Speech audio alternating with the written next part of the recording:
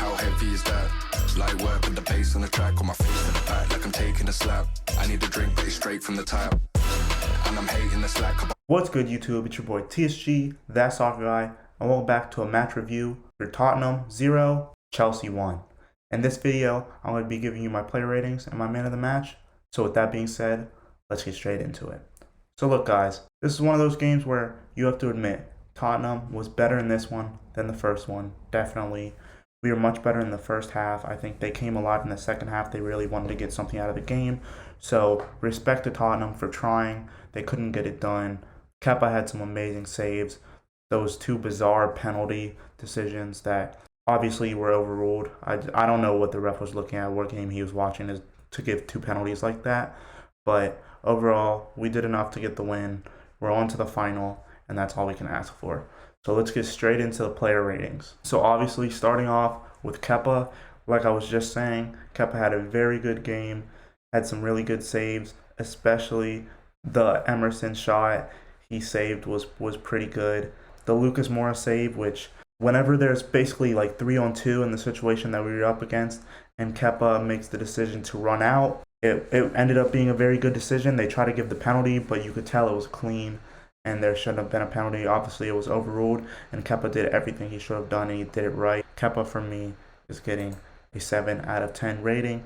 I look forward to seeing Kepa more as the games go on and until Edouard Mendy comes back, because he's been really showing how much he's progressed as a player since Thomas Tuchel has been the manager, and it's super nice to see Kepa given the opportunity and be in goal. Now with the defense, starting off with Malang Sarr, basically picking up where he left off in the last game. He was very good again. I think he's having a Chalobah-esque glow up, probably not as good as Chalobah is. He's been showing why he should stay.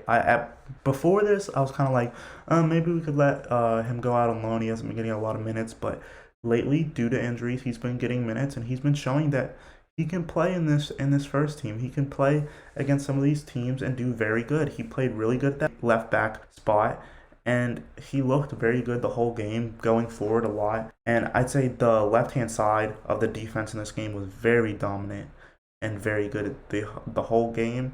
So an 8 out of 10 for Sarr. And just like I said, continuing with the dominance on the left side, Antonio Rudiger getting the 9 out of 10. He was excellent.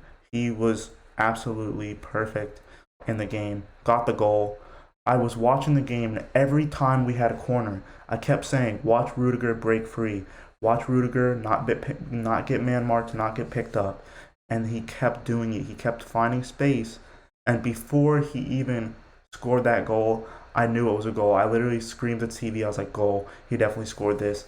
You can tell the positions that he picks up with players like Lukaku and Rudiger, who are so physical. You can't give them that extra space because they will bully you and they will put the ball into the back of the net, which he clearly showed. 100% the man of the match, best player of the day, great performance from Antonio Rudiger. And this just goes to show we need to get him to sign this contract. I don't know if it's going to happen. I really hope it does, but great performance by Rudiger. As far as Christensen had a solid performance as well.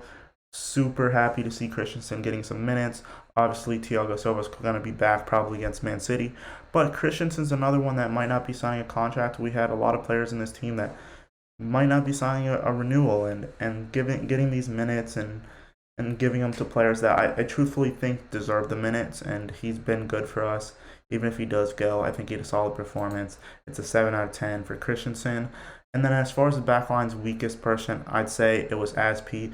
First half was pretty good, but especially in the second when the pressure was put on and Tottenham was going forward a lot more because they were trying to get something out of the match, Aspi kind of crumbled a little bit. He slipped at that one point, which almost cost us a goal.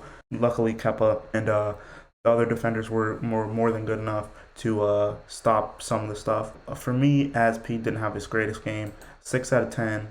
I do want to see more. I think he can do better, and we'll see him do better as the season goes on. Now, as far as Mateo Kovacic, basically this is one of those games where he didn't seem like, because realistically Tottenham wasn't pressing that much. He didn't seem to be getting tired. He played good the whole game, and him and Jorginho kind of bossed the midfield for, I'd say, a solid portion. They weren't really pressed that much, and they were allowed to do what they wanted to do. So for both of these guys, I have them both in a 7 out of 10. Solid performances, can do better, but didn't really need to in this game. In a game where they didn't get pressed much, there wasn't a lot that they could have done better, and they played pretty good. So 7 out of 10 for both those guys.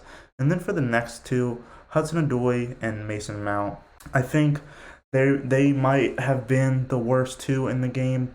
Hudson-Odoi was a little better than Mount, in my opinion. He was trying some stuff. His decision making at times is kind of upsetting, where he could have made like certain passes or could have taken shots. His one shot I thought was going to be a replica of the Chesterfield goal.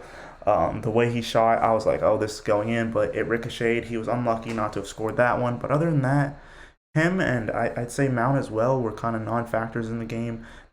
Didn't really pick up on much, didn't really seem to do much in my opinion when they did have their opportunities on the ball. And I do want to see more from both of these guys. But in this game, they're getting a 6 out of 10. And then as far as the front two, Werner and Lukaku, I think Timo Werner was good. He's getting back to his very best. I think he's coming into these games using his pace, using his opportunities. He's seeming a little bit more confident. He's a little more willing to shoot, which I like. Even shots where they're not the easiest, he's willing to take the shots, which is good because he would get nervous to try to pass it before. We need to see Timo taking more shots. And as far as Lukaku, I think when Lukaku had the ball in this game, he was pretty good. He was doing pretty good at bullying the defenders like he typically does. I think we just need to get the ball to Lukaku more. I think he shines when he has the ball at his feet, especially with his back to goal. Gives him an opportunity to play a pass to one of our players, get somebody on the run, and provide an assist or even get himself a goal. I think both of these guys were good. 7 out of 10s for me. I'm sure they'll be playing against Man City. We need players like this against Man City. Overall, good performance from these two. And as far as the subs bench, I'm not really going to speak on Conte and Ruben Loftus-Cheek that much. And really, I'm not going to speak on Thiago Silva that much either. Most of these guys just coming back from COVID and injury. This was basically just to give them some game time in a match where we knew we had already won. So give them some minutes, especially because Conte and Thiago Silva especially will probably be starting against City. I think we need them to start against City. They're very important in the team, and we'll be stronger with them in the team. So it was good to give them a run in. As far as the two players that I did give ratings, Alonso and Ziyech, both got 6 out of 10. Ziyech, I think, is very valuable to the team. We're going to need him as matches come up, be able to bring him off the bench as a super sub. He hasn't been able to nail down a place in the starting lineup, which is unfortunate, but I think he is good enough to stay on the team right now. Maybe we'll sell in the summer, but obviously we don't need to send him anywhere in January. And Alonso, I don't want to give him too much slack because he's been good recently, but at the same time, he needs to be better. When we only have one left wing back, we need them to be better, and he hasn't been the greatest in the second half of the season. Started off very promising, not too great in the second half. Hope to see more from him. Obviously, we're going to be bringing somebody in. I don't know who that is at this point. I thought it could have been Lucas Digne. It's looking more than likely that Serginho Dest might be the one that's going to come in so he can play on both sides and fill in. I think that would be a pretty good signing, but we definitely need somebody on that left wing back side. And that's all I'm going to really say about that. As far as the performance, like I said before, pretty solid performance. And now we're going to be playing against Man City, so I'm super excited for that one. We've been in very good form recently. I think that's 4 wins in a row now. And the team is slowly building with confidence. So if we can get a big win at City, we need this win at City. If we can get City to drop points, this will be very important for us. Very good time to get points off of City. I think we can do it the way we've been playing. We're obviously going to be fielding a strong team. They're going to play their strongest team. It's going to be a very good game, and I'm going to be super excited to see it. So with all that being said, if you guys enjoyed, feel free to like, comment, subscribe. And until the next one, it's been your boy, TSG, that soccer guy, signing out. How heavy is that? Light work with the bass on the track, on my face to the back like I'm taking a slap. I need a drink, but it's straight from the tap. And I'm hating the slack up on my